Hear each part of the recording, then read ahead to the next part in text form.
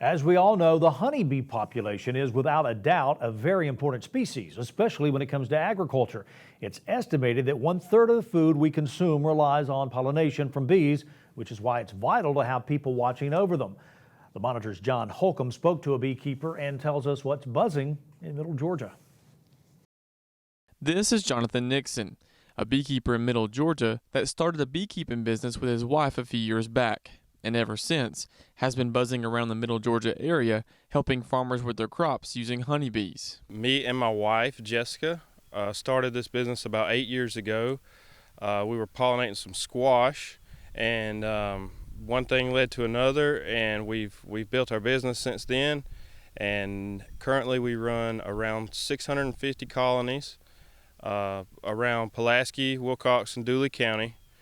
We do pollination service for fruit and vegetable growers. With our pollination service, the farmers rent our colonies depending on what they're growing would be their stocking rate, how many colonies to the acre that they'd like to have. We do two types of pollination. Early in the year, in January, our bees go to California to pollinate the almond trees. When they come back in March, we get them ready to pollinate the watermelon crop in Georgia. In the short time that the bees are around, they are responsible for pollinating crops for farmers and producers. And if it wasn't for the bees, we wouldn't have some of the varieties of fruit that we have. When they go out to the almonds, they usually stock around 2 colonies to the acre on the almond trees, and it's imperative that they get good pollination to have good nut set on the trees. And also here in the watermelon fields, we have to have good pollination to cross-pollinate the different varieties of watermelons to get the seedless fruit that everybody enjoys, the seedless watermelons. And as an added bonus, the bees of course produce honey, which the Nixons then harvest and sell to the public. We harvest our honey in June and in September. Our spring crop of honey, we extract it and we package. We sell to local Ace Hardware stores.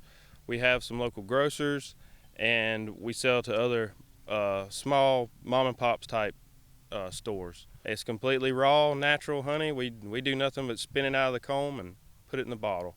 But that doesn't come without some challenges, one big one being a parasite that can completely ruin a honeybee colony. Varroa mites are our #1 problem with the bees. Also nutrition, but I would contribute most of it to the Varroa mite. And so it's pretty intense management to keep them under control, keep the bees fed, keep them healthy, and have productive colonies.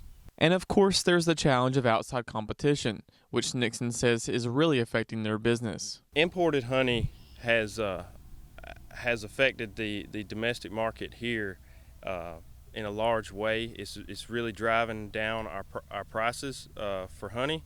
So we're having to be a little more creative on our marketing to sell our honey for a good profitable price. So it's very important to buy from your local beekeeper and buy American honey. Reporting in Pulaski County for the Farm Monitor, I'm John Holcomb.